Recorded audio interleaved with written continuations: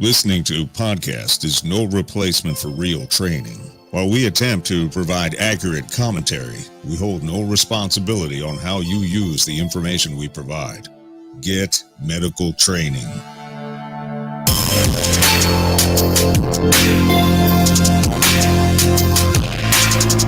In the blink of an eye, everyday order can be replaced with once-in-a-lifetime chaos. Be prepared. This is the Civilian Medical Podcast. Hey guys, we're back. I know we kind of dumped like 3 episodes on you back to back to give you like 2.5 hours of nothing but Civilian Medical Podcast. So give you guys a little bit of break to catch up to us, but we're on episode 47. So got a little bit different one today. Like you guys have said the trauma stuff is cool, but you wanted some more like basic first aid, some kind of basic stuff. So I was like, let's do a hiking one. Like these people are tired of being quarantined. Let's get outside. Yeah, totally. I think I'm very interested in this one. What is it? What's the Red Cross class? The Wildland or Wildlife or Wilderness First Aid class? Is that what you're? Yeah, that's the one. I definitely want to take one of those very soon because I think they teach different stuff, and I'm always wanting to kind of expand my skill set. So I'm pretty stoked about that. Definitely. That's a lot about improvising medicine, kind of things like that. So, Candace and I have been taking the kids out for a lot of day hikes here recently. We're just like, all right, we're tired of doing the same stuff over and over again. So we're downloaded an app, which we'll talk about in a few minutes. And we've been going to seeing waterfalls, things like that. We've been taking our new blue healer puppy too. So I thought it was a cool thing. Like everyone's tired of being cooped up inside due to COVID and other crap going on. So it's a good time to get outdoors. I know it's kind of hot across the country, but it's a good time to get outdoors and find a waterfall. It is. Don't go chasing waterfalls though.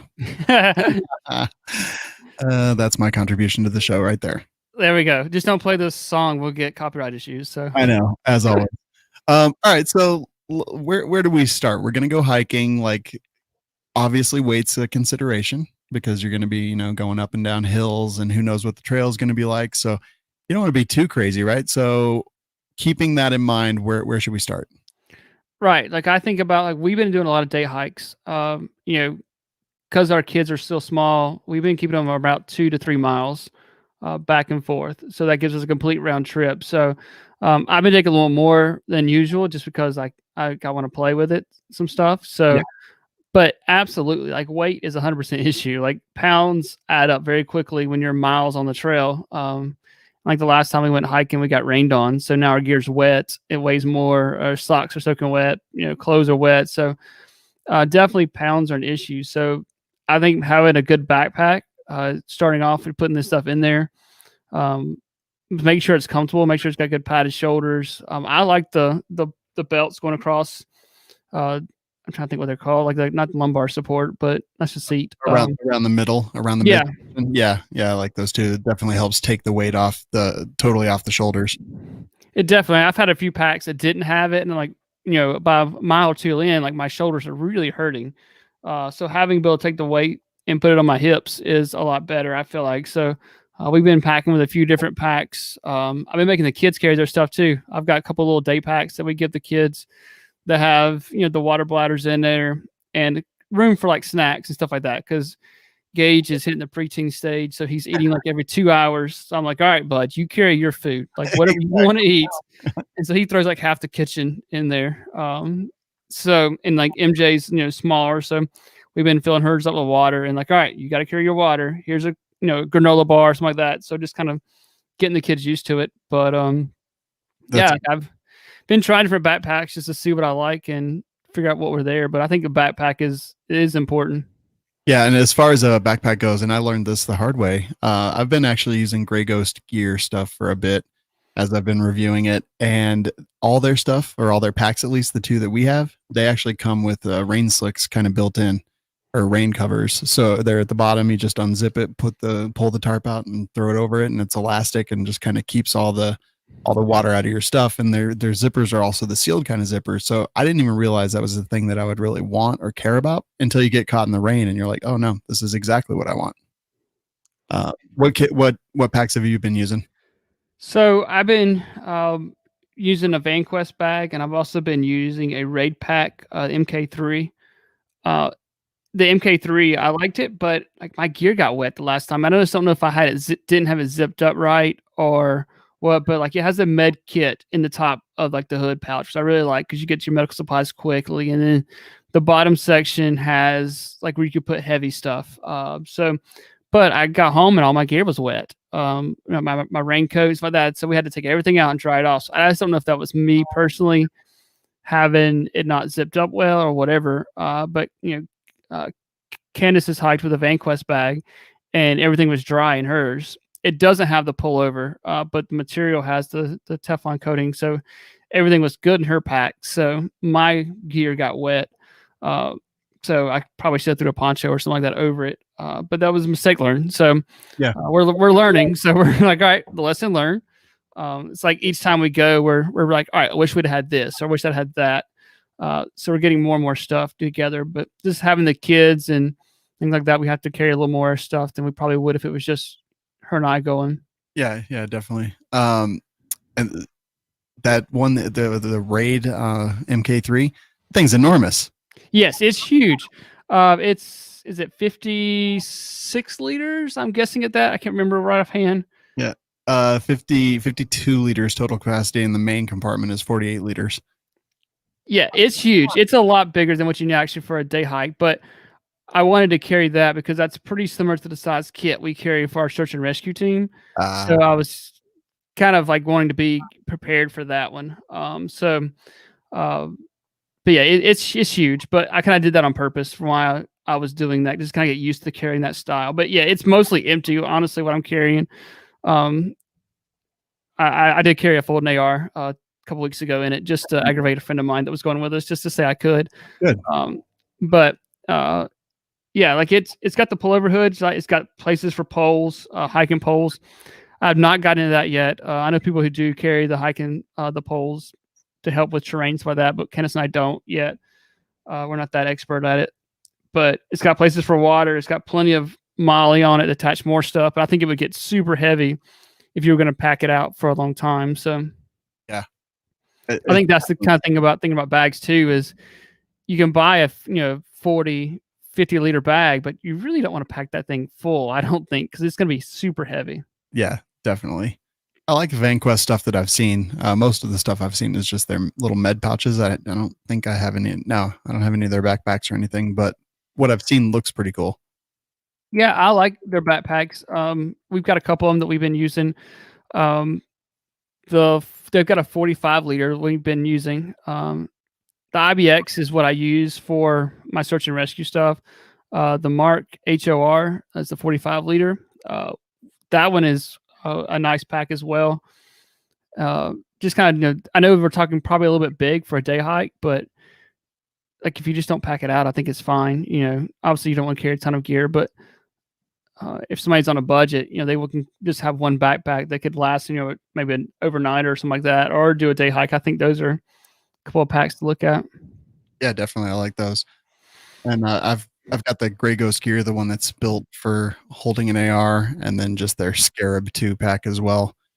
The Scarab is what I was using for some stuff, and I like that one. I think Grey Ghost gear is generally just a little bit pricey. I think the Scarab, if I remember, was a couple $100. But a lot of these bigger packs, but the Scarab is kind of smaller, so I don't know. Tough to say. I do like them. The quality's been fantastic. I love the fact that they come with rain protection. And they're comfortable too. So definitely keep in mind. We just been to look at the kids, they've just been carrying some cheap ones. Like my little girl's is like bright pink. Engages is like bright yellow, just some bright colors too, so we could see them in the woods if they get ahead of us. That's cool. But theirs is basically just big enough to hold the water bladder and like a couple of snacks. That way they're not carrying that much weight on them. Just starting to kind of get them used to it. And if you listening have any suggestions for that, send them to our Facebook page. Just go there and message us, because I'm always interested in packs. I'm definitely a little bit of a gear connoisseur, or not even connoisseur. I am a gear whore. Okay, I wasn't going to say it, but you said I'll say it. I'm like I am. Candace and I have a deal where every time I buy a new backpack, she gets a new purse. So she has quite a purse collection. But yeah, like I love backpacks. I may use a backpack for a month and go, all right, I don't like this about it, and switch something else out to it. Or, so I will switch backpacks out pretty quickly on something if something gets my attention more. Yeah, I've been using the Hackett Equipment Urban Tack Pack lately. I swapped out from the Gray Ghost gear to that one, and I love the pack. I don't know how water resistant it is, but I really love it. I've been using it longboarding, and it's been awesome. I've got a med kit from Medical Gear Outfitters strapped on the outside of that sucker, and it's good to go. Your electric skateboard? Yes, my electric skateboard. It's ridiculous. That's hilarious. I know. That is not a thing I expected to do. We'll have an episode very soon about medical gear for electric longboarding. Right? Yes, we'll try it. So now we've got the container for everything. What the heck do we put in it?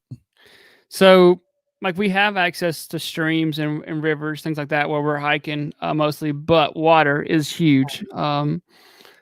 Most people in general don't drink enough water, so they're already dehydrated. And as you go into this hike, you don't want to be dehydrated. So we pack plenty of water. So we fill up our liters, and then I actually keep a Berkey water bottle separate. That way, if we do happen to run out of water, then I can filter it because you don't know what's upstream. Typically for us, I would say the water is fine, but still it can be a little sketchy at times. Yeah, definitely. Colorado water, like in the mountains, it's probably good, but that's just not a risk that I'm willing to take most times. No, and you do not want to have some stomach issues on the trail. No. That's not a good spot. Even if you're a mile back to your car, if you got some stomach issues, that's going to be a long haul back. So I think that is water is important. Be able to carry it, and then having a backup system. I even though we're on a day hike, I still carry backup systems on everything, just because I can, and I think it's important that if you find someone else maybe that's on the trail, we've done that before. Someone comes on the trail that's a different family, different people, and they're not as prepared, and they may be having some issues, and you can help them out by giving them something or doing like that. So I think being a good Samaritan there that helps someone on trail is important. Yeah, that's actually a really awesome. Good idea on that. And then I think I have a life straw in my hiking pack. That's a great idea. That's something lightweight, doesn't take up a lot of real estate. That's gonna, that you could drink straight out of the pond or the river or the creek with, straight from that life straw. Yeah, it's a little bit tougher just because it's harder to share, especially in the post-COVID era, or I'm sorry, the current COVID era. Yes, you don't want to share it with anybody, not even your family. But it's like kind of one of those. If everything else goes wrong, at least I've got this. Yeah, and that's what I said. The Berkey water system, it's a water bottle that you can take with you, so you could fill it up and haul it with you. It's a different. I mean, it's going to take up more real estate than the life straw, but at least it's portable. You should get one of those like 6-gallon ones and put it in that backpack. Yeah, I should. No. You totally could. You could do it. Oh, my back would be killing me. Yeah, so water, definitely a good one. What's next? So I put fire as our next thing because I do not like being cold. I would much rather, I love the summertime. I'd rather be hot than cold. I don't like the cold weather. So build to start fire to keep yourself warm. And there again, having backup systems. Like I keep a lighter in my kit just in case. That's also for a cigar. If you never know when you might want to smoke a good cigar. And I keep the waterproof matches in there as well. So those are in the same pocket on my kit, but they're two separate ways to start fire if I actually needed to. I like wet fire. Are you familiar with that? I'm not. So it's little cubes. You still need a way to start the fire, but it's like these tiny little cubes, and they're super flammable. So literally, if you can get the tinder, just like even just a little spark in there, it'll kind of go up. I usually throw a couple of those cubes just in the bottom of the backpack, and they sit there and get crushed a little bit. So when I need it, I just pop it open, drop a few things there, and able to start it pretty quick. They're super lightweight, which is another reason I carry that life straw, because it's super lightweight. But the wet fire, and then just usually, God, now I'm totally drawing a blank on the tinder thing, but what do you call it?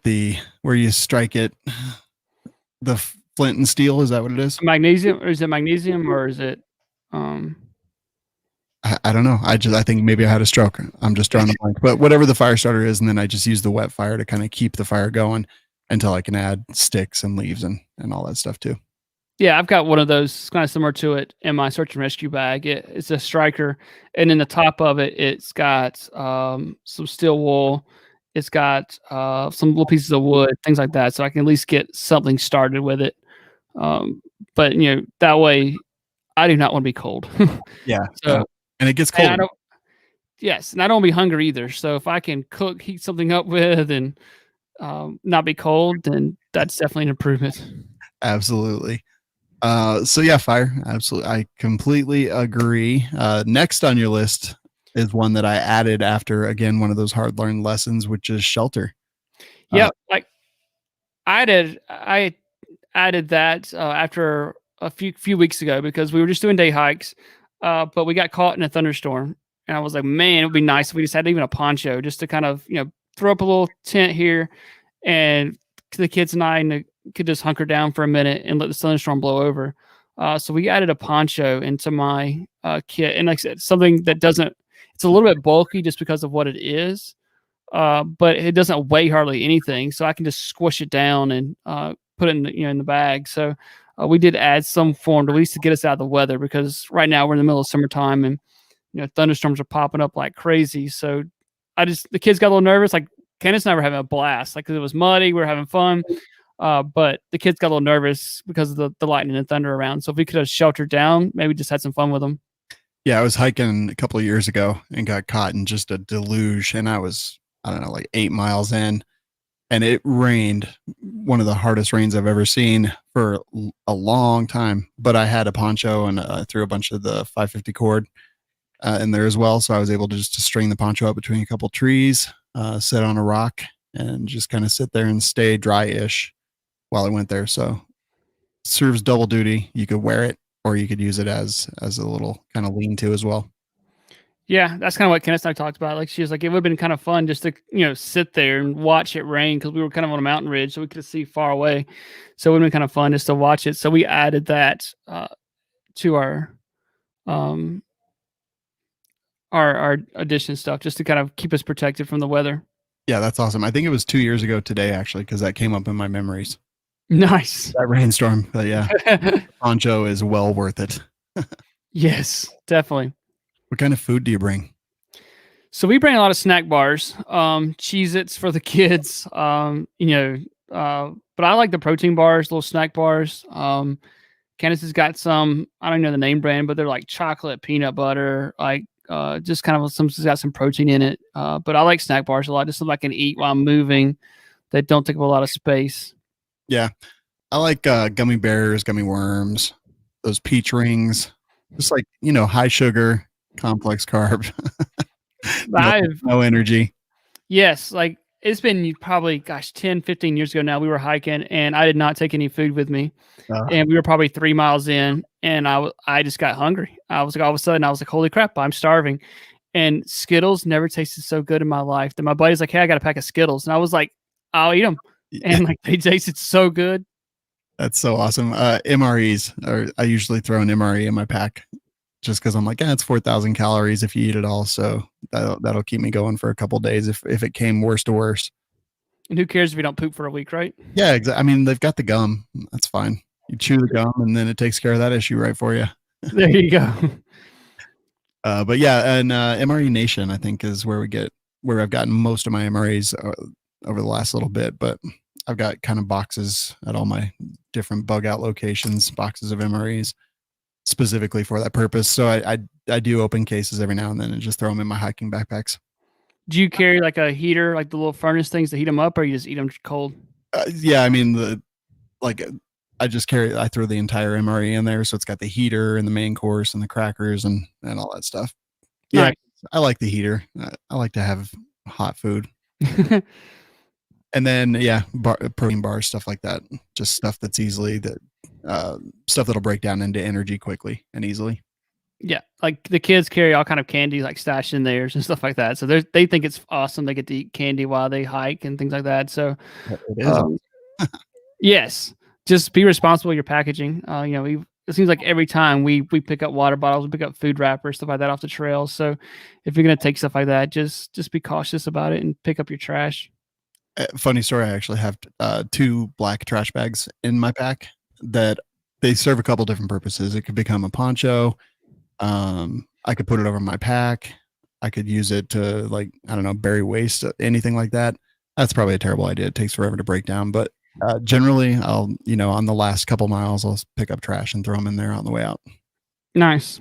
Yeah, it seems like every single time we picked up water bottles, pieces of paper, just people are not responsible for their trash. So it just kind of popped in my head while we were talking about wrappers or we're talking about candy bars for that. So yeah, that's extra. We won't charge you for that. Exactly. But yeah, trash bags, super cheap, super light, and multi-purpose. All right, so we've got all the kind of basic necessities. Now what? So I added medical because obviously we're a civilian medical podcast, so we got to talk about medical while we're here. Yeah. So in my kit, I keep the TX3 Tourniquet. I'm actually you're gonna be surprised I don't carry a cat while I'm hiking, but it's a TX3. I like that one because the micro adjustments I can make, because I'm probably going to, if I have to put a tourniquet on someone, it's going to be on for a long time. Mm-hmm. So if I can do that, I can make macro adjustments with it. Plus, if the person is of average size, and I'm hoping they are because they're on a trail, you can use a pelvic binder. So if they fall, they dislocate their hip, they fracture their hip, they get a pelvis fracture, things like that, you can use that TX3 as a pelvic binder. Which is going to take a lot of pain off of them and also help with internal bleeding, things like that. So I keep a tourniquet. I keep the Elias pressure bandage from TACMed Solutions, because there again, it's multi-purpose. It has extra gauze in there, things like that. I keep a ton of little Band-Aids, just stupid Band-Aids, because that's honestly what you're more likely to use. Just different types of Band-Aids, different sizes. I've got medicine in there. I've got like the regular Tylenol, ibuprofen, Benadryl. We've also put a bottle of liquid Benadryl in our kit because the liquid's going to work faster. It just doesn't stay in your system long. So if you can give someone, maybe like 25 milligrams of the liquid Benadryl, and then give them a, one adult pill, that's going to give them a total of 50 milligrams of Benadryl. And so the liquid gets in their system first, and then about the time it's wearing off, the pill's kicking in. So it's actually a nice there. I added the liquid IV hydration packs as well. It's got salt. It's kind of like a rehydration pack, basically like for Gatorade, Powerade, stuff like that. But you can mix it with water. And so you can get that salt content that you need, that you may just get somebody just cramping up because of dehydration, things like that. So trying to think what else is there. I've got a chem light, but we'll talk about that in a minute. That's just kind of in with my med gear. But just some real basics and kind of things that I can multitask with, kind of like the TX3. I can multitask with it. I can multitask with the Elias bandage.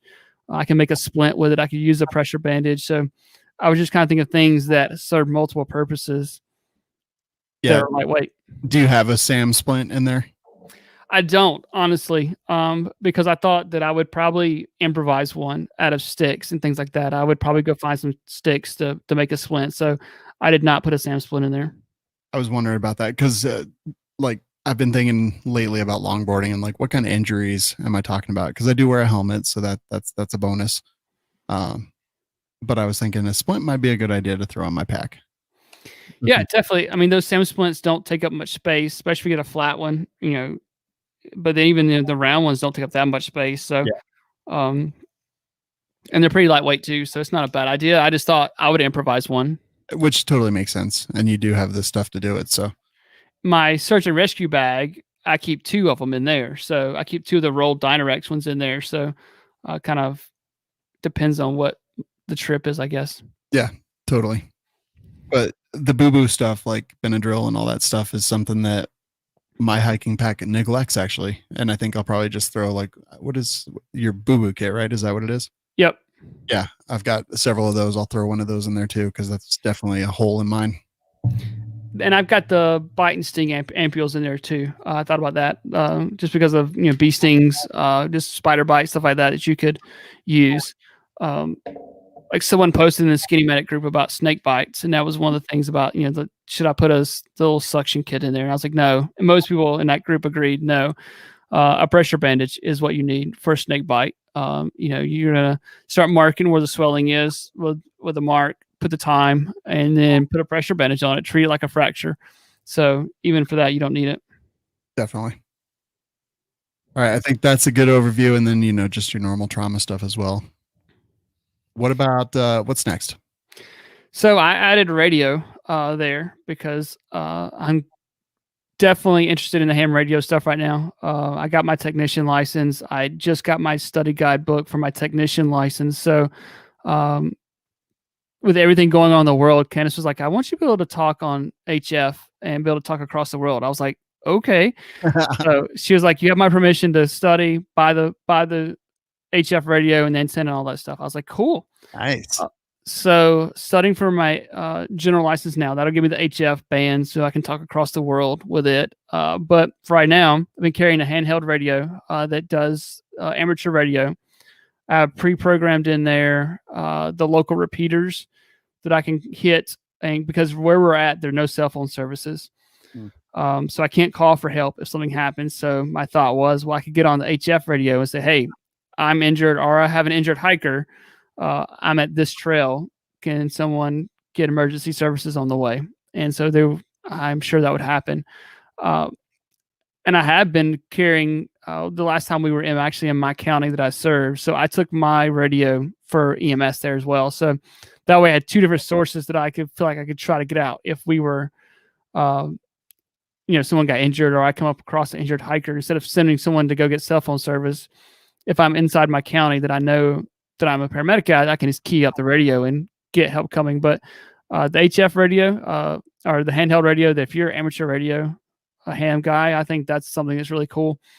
It's fun to try to reach out and see if you can talk to someone. I did a while back. So, I was on a trail, keyed up, and basically just keyed up my call sign, and another guy calls back, and he's on a separate trail doing a through hike on a couple of days. He was on his third day hiking, and so we're probably about a mile or two apart. But it was pretty cool to hear someone talk to you, and I think it's interesting. That is very cool. And right now you're just using like a Baofeng or something? I have the Anytone right now. The dual band radios, so I can but those Baofengs, I've got one of those. I just bought one of the tri-band Baofengs because it does 220 and then a couple different megahertz. So did that one. Very cool. They're cheap and reasonable price. So definitely. All right, that's awesome. Radio is a good idea.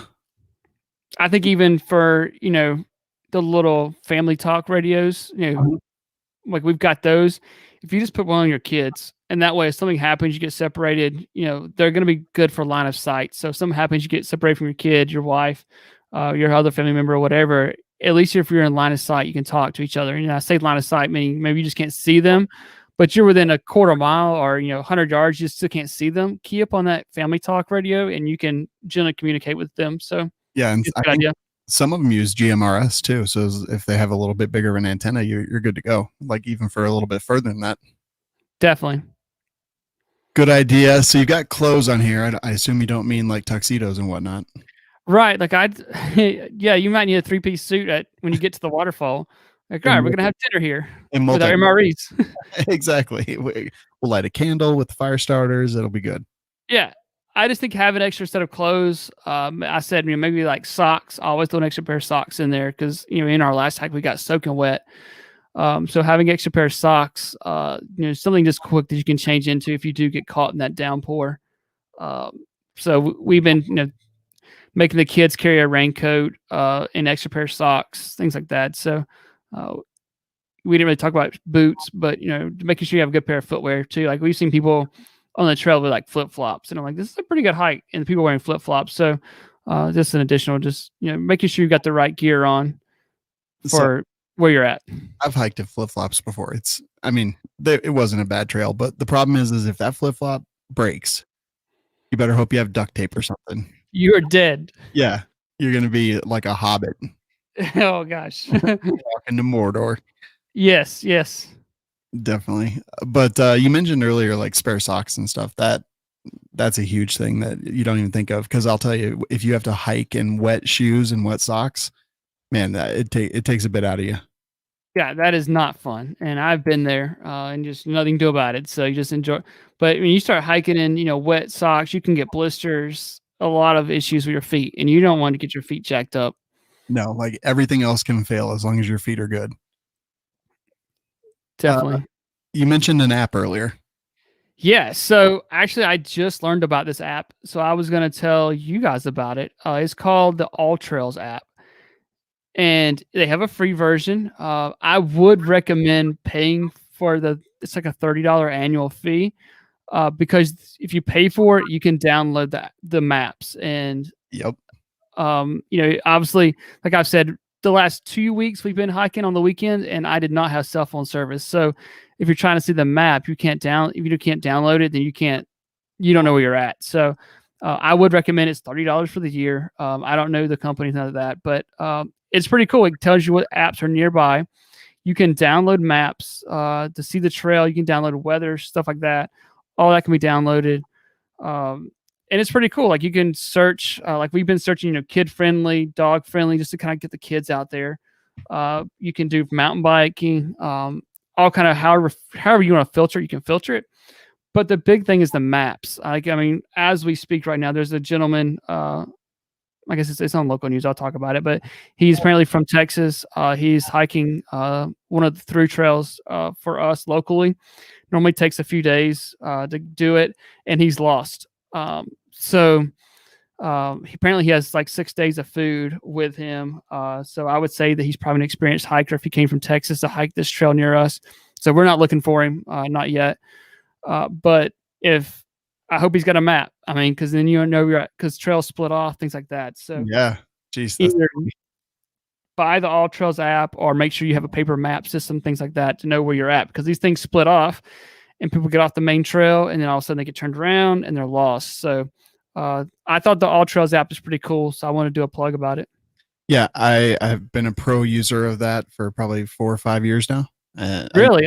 That's awesome. Yeah, I use that app for any hiking that we do, for like longboarding, like anything. Like I use that app all the time, and the reviews, because you could, like any trails or whatever that are in there, it has reviews in there, and I always read through the first few reviews just to kind of see, because a lot of times it'll be like, oh well, the trailhead is not where it's actually at on the map in here. The trailhead is another 50 yards up on the right, or be cautious. There's some parts here that are not dog friendly, and I always use the reviews and end up finding decent information in those as well. Just people clarifying, like maybe there was a big rain or something and it washed out a part of it, and they'll usually kind of mention it in there, which I think is really useful. Definitely. And I've been using the free version for a while, and then we went hiking, I guess a couple weeks ago, and I was like, oh, I don't have any cell phone service. Crap. So we couldn't really, and luckily the trail was very laid out and very detailed. But yeah. And then I was like, all right, Candace, like, just spend the $30 and buy the app. And I was like, I know, and I didn't. And then we went this past weekend and got the trailhead, and I was like, crap. And we came up to the trail and it went left or right, and I was like, I have no idea which way to go, babe. Like, we were going to a waterfall that we wanted to go see. I was like, I have no idea. I was like, I know it's 2.7 miles to the waterfall, so we can start walking, and we did. And luckily we got lucky and found we went the right way, but we knew that if we stayed on that trail, we were fine, but we didn't know where we were going. Like, we could have been part of the Appalachian Trail. We didn't know. So. Yeah, definitely. It is a good investment, and I don't use it all the time. I usually use it in the summer and stuff like that, but it's been something that I've been like, this is valuable enough to like keep my subscription going for indefinitely. Definitely. I thought for $30, as much as we hike, I think it's very usable. So I went and paid for the extra, get the pro version. Yeah, I totally 100% agree. Let's see. Did you want to talk specifically about boots, or did we cover that a bit? Yeah, just get a comfortable pair of boots that, I'd probably get some that are waterproof or at least water resistance. I like a boot that comes above my ankle to kind of give me some ankle support. But I know people who like the sneaker type if you're doing trail running, stuff like that. So, but just buy spend a little bit of money and get a decent pair of boots. And if I may, don't take your boots or your shoes out the first time for a big hike. Like, break them in a bit first. Wear them around town just a little bit, maybe to work a couple days. Like, because speaking from experience, I've done it a couple times and it's just a terrible idea. And I hear other people talking about horror stories as well. So break them in a little bit. Don't make it, a big trail hike your first time wearing them. 100%. Wear them around the house. Go cut grass in them. Do something just to start working on, because you will end up with some nasty blisters. And those are not, get a blister on the trail. That's not fun. Yeah, absolutely. Now we're talking my language right here. Knife and or gun. Yes. So I always have a knife on me. I think that is important to be able to have that survival skill there, to have the right tools. Like I said, we went hiking and I carried a foldable AR-15. And just because I could, and just to aggravate my friend. But most of the time, I have a Glock 19, and I throw an extra magazine in there. I don't want it on me because it rubs, things like that. So I'll throw it in the backpack somewhere I can get to it fairly quickly. But I typically don't carry it on me while I'm hiking, but I'll throw it in the backpack. Yeah, it depends where I'm going. If I'm going like a real public trail or something like that, where there's lots of people and not a whole lot of wildlife, I don't mind doing that, because it's kind of uncomfortable to conceal carry when you're hiking. Depending on where I'm going, sometimes I do, but if I'm going in the backcountry, or I'm going back a real big distance and it's like going to be 6-8 hour hike, I usually do try to open carry something a little bigger, because we do have bears here in Colorado and other things, coyotes, bears, hyenas, I guess, I don't know. But yeah, so depending on what it is, I have no problem like open carrying, and I even do a little bit from Black Rhino Concealment. I've got a little bit of a drop. It's not a drop leg holster, but it's called the UBR mid ride, which just pushes it down a little bit off the belt line. And if you're wearing a big huge pack, then pushing it down just a tiny bit puts it down below, so you don't have any trouble drawing if you need to. But I like to be polite. Like I will do whatever is within my rights to do, but at the same time, I know that there's a lot of Karens on a lot of these trails. No offense to people actually named Karen, but so I try to be polite and considerate, and I don't want to like ruin their day or anything. But if I'm going back in the backcountry, it's open carry, so I can get to it if I need it. Definitely. And that's kind of I'm carrying inside the waistband because we don't have open carry in South Carolina or I can't do it in North Carolina either, or Georgia, where we're hiking. So, it's inside the waistband. That's right where my band's coming across my backpack. So it just gets really uncomfortable. So I do typically, just throw it in the backpack. And, my little girl was asking about bears this last time, because we were pretty up in the mountains. And I was like, yeah, babe. I was like, she talks from the moment we got in the car to the moment we get back in the car. I was like, babe, there's not a bear within a mile of you. I promise. As much as you talk, they're not coming around. So I think of a way to defend yourself, whether it be a 2-legged or a 4-legged creature, is super important. Absolutely. What's next? I guess we kind of covered that one. So change the socks is what I had in there. We kind of put that one under clothes.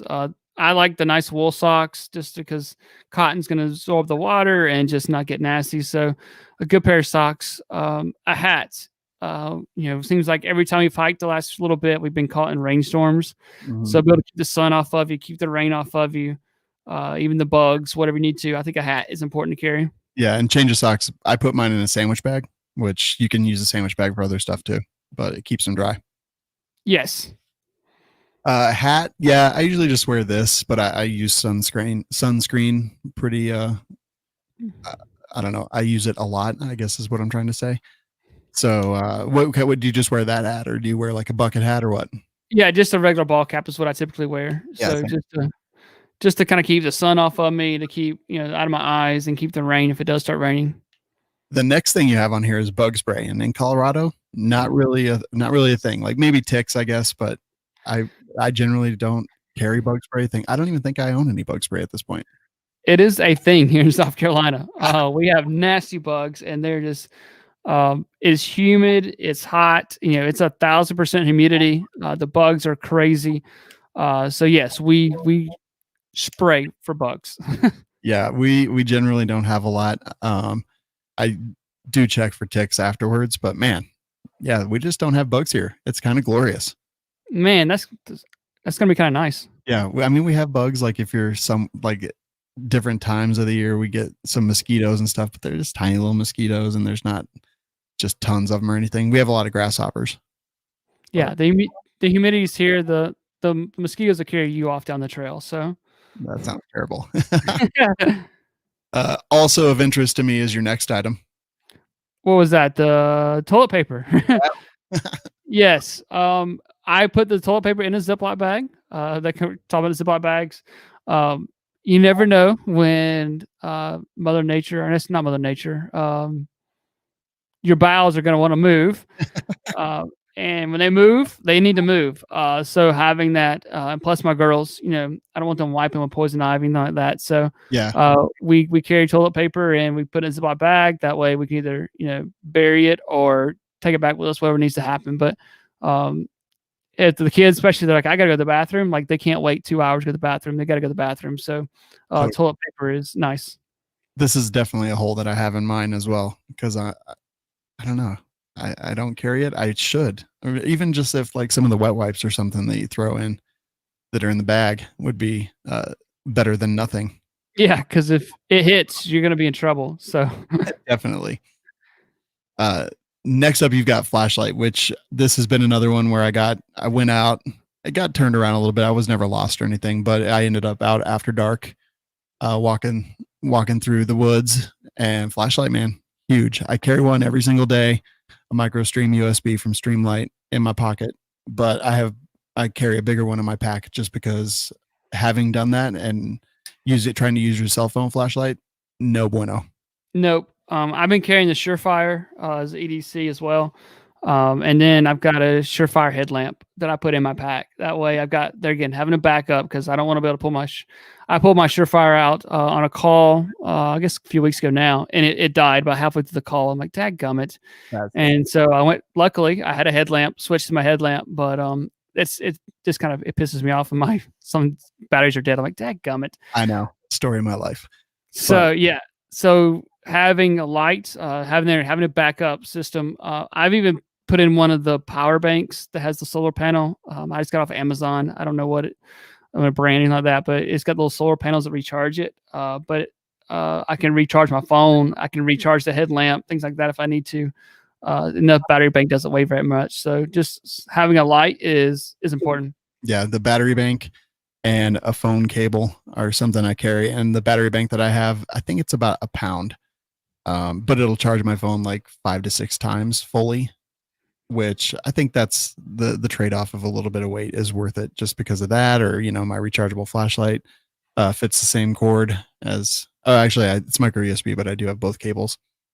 And it's just worth it to me to be able to have that just in case you need it. Because that's the first thing that goes, like you're using your light, you're trying to call out, it's just searching for service. And then suddenly your phone's completely dead and that lifeline is just gone and it's not an option anymore. Yeah. And, I didn't realize this and I guess didn't think about it, but even like the All Trails app, like it is still tracking you, but through the GPS, like it's not using the satellites or the antennas from the cell towers. Right. So, it's still picking you up from the GPS coordinates. So it's still working. So being able to keep that battery alive is important. So that's why I think the battery bank, the power to be able to charge your cell phone is important. Yeah, I totally 100% agree.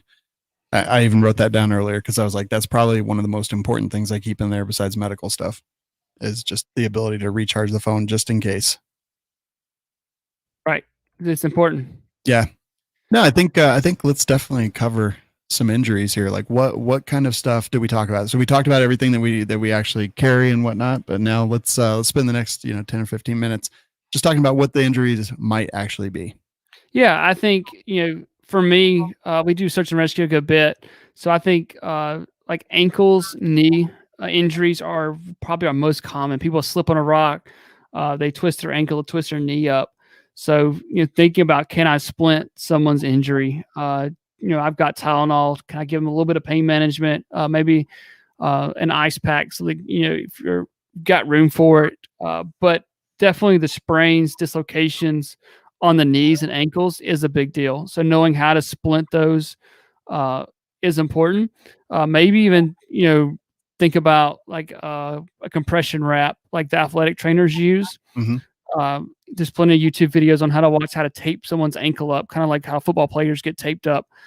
Maybe you leave their boot on and you duct tape or you tape their ankle with their boot on, kind of like you see like the big linemen football players do. Yeah. That's important. Be able to know how to make a splint, how to improvise a splint, to control the knee.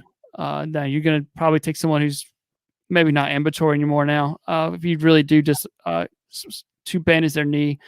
But think about, how I can do that. Dehydration is another one. People just get up on a trail and they're just dehydrated. So maybe they get heat cramps. They start going down quickly. So that's why I think the IV rehydration tablets are good, carrying extra water. So really, I mean, we've had some people, people fall from long falls and they get really injured. But thankfully, most of the time, these are minor injuries that we come across. So I think being able to manage those as a civilian responder could be very helpful, because first responders are going to be hours away, probably. For most departments, people that do search and rescue are on a volunteer basis. So still, even if they get into you, if it takes them 30, 45 minutes, an hour, to get down an hour on the trail. So 2 hours, you're still a couple hours from getting help. So then if it takes them an hour, 2 hours to get to you, you can typically double that coming back out. So you're going to be with first responders for a while. And you may be with the patient for a while if you're just, find someone on the trail. And I've done that, just been hiking off duty, just with the family, and find someone who slipped and twisted their ankle, and to be able to tape their ankle up and give them some support to get down the trail, be ambulatory, to be able to walk is nice. And like I said, we found someone, not too long ago that was just dehydrated. Like, we didn't bring water. We didn't realize the trail was this long. Okay, I can get you some water, and we can at least, help them that process. You can be someone's hero by just something small. Definitely. What kind of tape do you recommend to carry? Like what's reasonable to be able to tape ankles and put splints on and things like that? So they make the athletic tape it's probably 3-inch wide tape. It is kind of the cloth medical tape, but they make a pre-wrap for it, which is nice because then the tape doesn't stick to it, like the actual injury. So athletic tape, athletic pre-wrap tape is nice to kind of do something like that and provide some compression. If you don't have to take the boot off, don't take the boot off, because that may be helping swelling. So if you got to cut their boot off, all of a sudden the swelling gets worse, and now they definitely can't walk. So watch some YouTube videos on how to wrap an ankle, how athletic trainers wrap an ankle. Like, we actually took a class from an athletic trainer that showed us how to wrap wrist, how to wrap ankles, things like that. So it was pretty cool how those guys do it. Theirs look much better than ours because you don't want to overlap and have wrinkles in the tape. Because those will cause blisters and places to wear. So those guys, those athletic trainers, are awesome how they tape people's ankles, and like they're so fast with it, and there's no wrinkles, nothing wrong with the tape. So I think that's something to look at. I carry, some duct tape, some of the flat fold duct tape in my search and rescue bag. The Geico tape that we carry at Medical Gear Outfitters, do a plug there, is nice tape. It's like duct tape on steroids, but be able to tape stuff together and be able to tape ankles to give that compression can help with the pain management a lot. Yeah, I like the Gecko tape. It's a little bit unwieldy to have in your kit, but I mean, it's small enough so it's not like a big, huge roll of duct tape, but it does stick really well after it's been on for a couple seconds. Actually, and I used it on our hose pipe, a water hose, whatever you want to call it, Nice. not so long ago and it actually held. I was like, oh, this thing will stop water. So Yeah. nice. Love that stuff. And then, so I would think throwing a splint, not a bad idea for most people if they're uncomfortable with their improvisation skills, but that would definitely be able to help out with the ankle and knee. And man, twisting your knee, like to the point where you couldn't walk back trail, that would stink. Yeah, and the only way out is on a backboard or some kind of basket, and it's not an easy ride down. So Yeah. it's gonna be cautious about it. And just if you are gonna improvise a splint, you gotta be careful, because if you get you're like, all right, I'm gonna grab this stick over here, and it's got something pointy, and now you're gonna wrap it super tight in someone's leg with a point sticking into their leg. It can get uncomfortable fast. So be able to have something to cushion that splint, things like that. So I think if you've got the room, adding a splint is probably not a bad idea, but knowing to improvise, if you're putting pressure points on someone's ankle or their knee because you improvise, that can get very painful as well. So just be cautious. Yeah, for sure. And then what kind of rehydration do you use again? I forgot. You said you carry the rehydration stuff with you. Yeah, it's the IV Rehydration. You can find it on Amazon. We actually put it in our Iraq veteran kit. It's for camping and boating, things like that. It says little packets. It's not that expensive, and you can. It's basically a salt replenisher. Okay, yeah. So it's got like sodium and all that good stuff in it. Yep. That's pretty awesome. We need to do like a we like shooting kit with Medical Gear Outfitters, except we'll make it like a hangover recovery kit. Yeah, we probably should do that. You heard it here first, folks. That has just become my number one priority in life. Oh gosh, if you're gonna, we're talking about rehydration stuff like that. So if you're gonna drink Gatorade, Powerade, stuff like that, that stuff has a ton of sugar in it, which you may actually need at that time. But dilute it. Either drink a Gatorade, but and follow it with some water, or dilute the Gatorade half and half, and with water. Just try not to drink it straight, especially on an empty stomach. It can really upset your stomach, all that sugar going there. So just be cautious about that. You don't want to have stomach issues on the trail. Yeah, and when a diabetic slams 4 big bottles of Gatorade, it definitely causes some issues. Definitely, and it's a simple sugar, so it's going to break down pretty quickly in your body. But still, it's not good. Like obviously, if you're cramping, you need some replacements with your sodium, potassium, things like that. But water is king. Love it. All right, just ordered. Where is it? Just ordered some of that liquid IV. I think I actually have some, but I need more, which is a good thing. And that it's like $24 for 16 things on Amazon. So it's super. Yeah. Expensive. And it doesn't take up much space there. There's pretty lightweight stuff. So it's not just little pouches, right? Yep. Very cool. Let's see. What other kinds of injuries? We talked about like, I don't know, allergic reactions. You talked about bites and things like that. And we've covered them in previous shows as well, but I think that's how much do you think that weighs for that kit? It's not that much. Yeah, I don't know. No, it's not over bad. Yeah, I was trying to think. My pack weighs probably, I don't know, 10 or 12 pounds. I don't know. I have to measure it, like see how much it weighs. It was pretty heavy with the folding AR. Now I get that. Like it was, I was like, oh gosh. But yeah, it's not that bad. And a magazine full of ammo, I assume. Oh yeah, definitely. Probably had I think I had like 2 magazines. So it was a short trail. It was like a 1.7. It was less than 2 miles. So I did it just to prove a point. That's epic. I love it that you just did it out of spite. Yeah, it's just spite because the buddy I was going with is dying for a 9mm AR. So I did it just to rub it in that I had one that was in my backpack. Oh, that's awesome. I love it. All right, cool, man. I think that'll cover it for our hiking episode, right? Yeah, I think so. Hopefully, I'm sure we're missing stuff. So yeah, the easiest way to get in touch with us is a Facebook page. So go like it over there. Yeah, definitely seems like a good thing. And don't forget, like all the medical stuff that we talked about, the boo-boo kits, the big kit, like everything is available over at medicalgearoutfitters.com. And you can use coupon code Civilian Medical, and that saves you how much? 10%? 10%.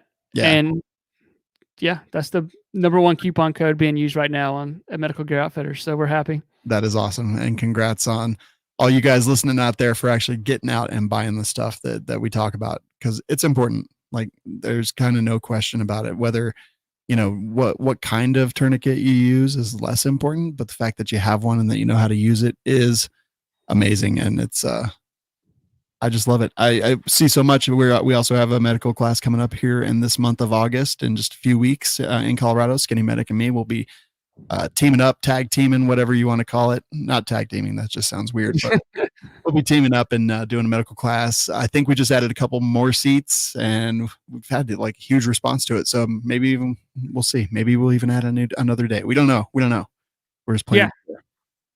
Yeah, I'm looking forward to it. I think it's going to be fun. It seems like our classes are similar, but different at the same time. So be able to bring those together and kind of merge them together. I think it's going to be a fun class. So I'm sure we'll end up doing more. Absolutely. Can't wait. I need to get out. I've never been to the Carolinas except for when I was like 6 months old. So I need to get out there. You should definitely come. We have a spare bedroom ready for you. Perfect. All right.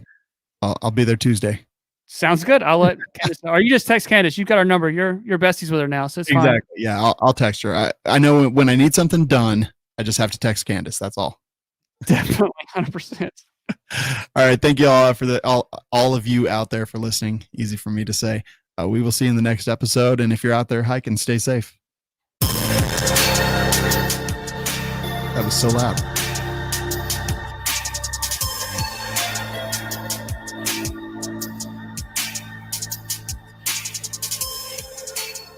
Find us and subscribe at civmedical.com.